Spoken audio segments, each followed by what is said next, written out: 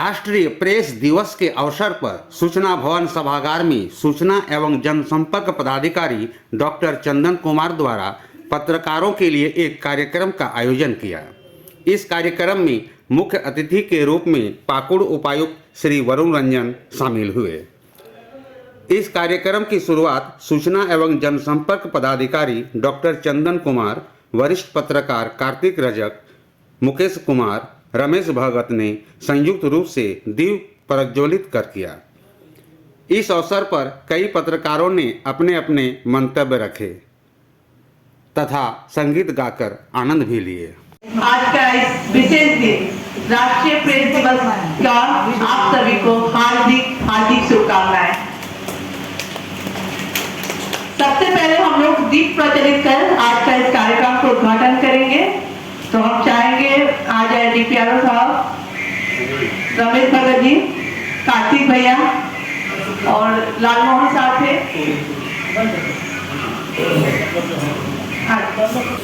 बहुत जरूरी।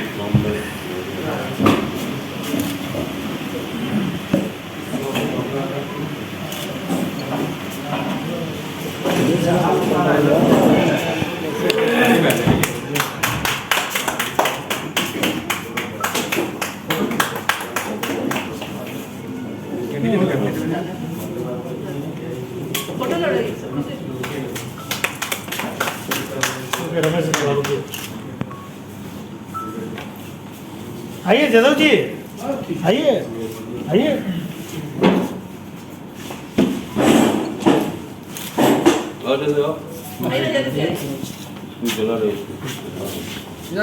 नहीं जला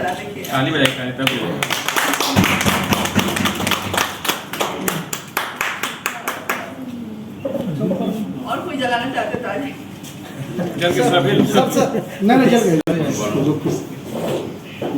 बोलता मोटा हो गया थोड़ा। नहीं, जब भी होगा ना कपूर दे देना चाहिए। कपूर था कहाँ गया जी?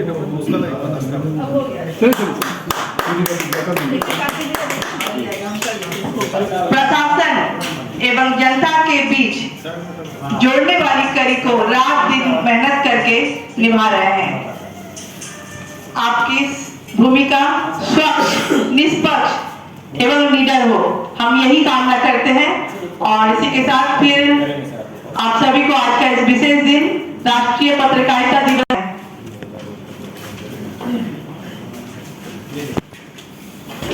धन्यवाद दीपाली जी। यहाँ उपस्थित सभी पत्रकार बंधुओं को मैं राष्ट्रीय प्रेस दिवस का हार्दिक शुभकामनाएं देता हूँ और निश्चित सभी पत्रकार बंधुओं को हार्दिक बधाई देना चाहता हूँ।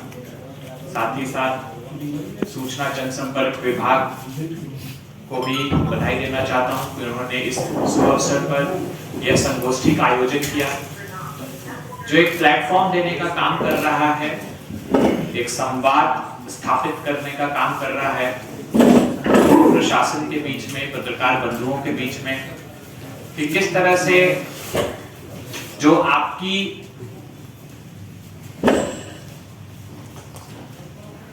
जो स्टैंड है, आपके जो अनुभव हैं, आपके जो विचार हैं, जो प्रिंसिपल्स हैं, आइडियोलॉजीज हैं, उनको हम लोग जाने, उनको समझें। जरूरी नहीं है कि हर विषय पे हर कोई जो है एक ही मत का हो, लेकिन लोगों में विभिन्नता हो सकती है, लोगों में मतभेद हो सकते हैं, वैचारिक मतभेद हो सकते हैं, एक दूसरे के डायमेट्रिकली अपोजिट हो सकते हैं, लेकिन जो सबसे महत्वपूर्ण चीज है वो है संवाद। वह है कि हर किसी को अधिकार होना चाहिए अपनी बातों को रखने का। हर किसी को, रमेश जी ने काफी विस्तार से भारत में किस तरह से पत्रकारिता आगे बढ़ी है उस पे हम लोगों को बताया, और यह भी बताया कि अलग अलग समयों पे पत्रकारिता का जो रोल था उस रोल को निभाने के लिए जो भी अग्रणी लोग रहे हैं वो किस तरह से आगे आए और उन्होंने इसको नेतृत्व प्रदान किया। आज हम लोग जो राष्ट्रीय प्रेस दिवस मना रहे हैं, इसकी अगर हम लोग पृष्ठभूमि में जाते हैं तो संभवतः 16 नवंबर 1966 में प्रेस काउंसिल ऑफ इंडिया की स्थापना की गई थी। प्रेस काउंसिल ऑफ इंडिया की स्थापना करने की जरूरत क्यों पड़ी? प्रेस काउंसिल ऑफ इंडिया की स्थापना इसलिए की गई सो दैट कि जो प्रेस के अधिकार हैं और प्रेस की जो रिस्पॉन्सिबिलिटीज हैं, उन अधिकारों को सुरक्षित रखा जा सके, उन अधिकारों को का कहीं पर भी किसी भी प्रकार से इंक्रोचमेंट नहीं हो, उस इंक्रोचमेंट से बचाया जा सके, उसको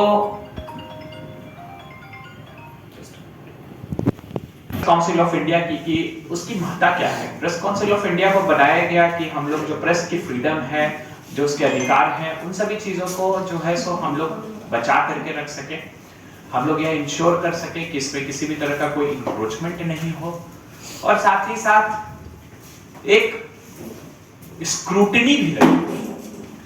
क्योंकि कहीं पर भी अगर हम लोग अपने कॉन्स्टिट्यूशन को भी देखेंगे तो कॉन्स्टिट्यूशन अगर हमारे लिए फंडामेंटल राइट्स देता है तो साथ ही साथ हमारे लिए फंडामेंटल ड्यूटीज भी बनाता है। तो प्रेस काउंसिल ऑफ इंडिया ने एक स्क्रूटिनी की बॉडी भी हुई, एक रेगुलेटरी बॉडी भी हुई कि कहां तक किस अधिकार को किस रूप में यूज किया जाएगा। उसी को लेकर के कंटिन्यूअसली 16 नवंबर को हम लोग राष्ट्रीय प्रेस दिवस मनाते हैं भारत देश में। मीडिया की जो महत्व है वो आपको भी पता है, हम लोग को भी पता है, और दिनों दिन इसका महत्व जो है वो बढ़ता जा रहा है। स्वतंत्रता संग्राम से लेकर के आज के दौर तक लोगों की बातों को रखना, समाज की अच्छाइयों बुराइयों हर चीजों का एक प्रतिबिंब समाज के सामने रखना, जो एस्टैब्लिशमेंट है जिसको हम लोग सरकारी व्यवस्था कहते हैं, उसको भी फीडबैक देना।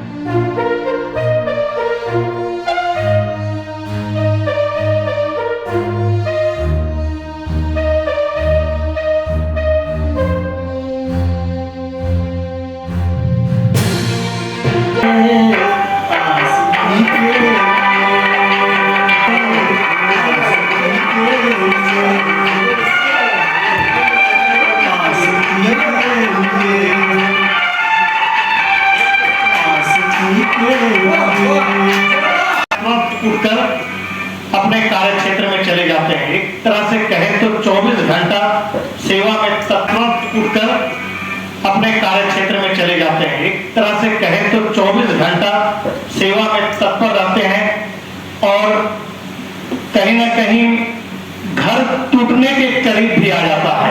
तो एक छोटा सा वाकया है, सुनिएगा ध्यान से पत्रकारों के लिए। एक पत्रकार काफी दिनों से पत्रकारिता करने के बाद वो रिटायर हुआ और उसका उम्र था 80 वर्ष। चूंकि पत्रकारिता एक जुनून है, यहाँ उम्र मायने नहीं रखती। लोग जब तक दम है तब तक पत्रकारिता करते रहते हैं। पत्रकारिता जुनून की तरह अपने जीवन में उतार लेते हैं। तो एक पत्रकार साहब उम्र 80 वर्ष हो चुका था उनका, तो अपनी पत्नी को वो बोलते हैं कि डार्लिंग चलो कहीं 5 स्टार होटल में खाना खाएं। तो पत्नी बड़ा आश्चर्य से देखती है पति को कि 80 वर्ष तक आज तक हमको कहीं ले गए नहीं, आज बड़ा खुश है। तो वो भी झटपट तैयार हो गई। तैयार हुए दोनों। चूंकि पत्रकार साहब अपना स्कूटर निकाले और पत्नी को पीछे बैठाकर 5 स्टार होटल में ले गए। लंबा चौड़ा ऑर्डर दिए, वो भी पत्नी के ही पसंद पर खाना आ गया। बड़ा प्रेम से पत्नी को बोलते हैं डार्लिंग रसमलाई खा लो। पत्नी फिर बोलते हैं डार्लिंग पुलाव खा लो। तो बगल में एक युवा काफी देर से देख रहा था और बार बार बोल रहा है डार्लिंग ही खा लो। खा रही है पत्नी। तो जब पत्नी चली गई हाथ धोने के लिए तो वो युवा जो है उठकर आया, बोला सर आपका उम्र 80 साल है और आप पत्नी को बड़ा डार्लिंग डार्लिंग बोल रहे हैं, क्या बात है? बोला यार हम तो 20 साल पहले इसका नाम भूल गए हैं, इसीलिए हम डार्लिंग डार्लिंग बोल रहे हैं कि कहीं गड़बड़ से हम दूसरा नाम बोल दिए तो ही किया। तो देखिए पत्रकार का साथी। तो मित्रों ये जुनून है, ये जुनून है। एक बार जो चला आया पत्रकारिता के लाइन में तो सारा नशा फैल है। पैसा मिले नहीं मिले, घर में भी पत्रकारिता होता है, आप जान लीजिए। तो राष्ट्रीय प्रेस दिवस है, निश्चित ही एक मौका है हम लोग किया गया। इसी कड़ी में थोड़ा सा मनोरंजन भी हो रहा है, तो मुझे भी कुछ मनोरंजन करने के लिए बुलाया गया इस जगह। तो हम एक कविता लिखने की आदत था, तो हम एक कविता भी लिखे थे। तो उस कविता का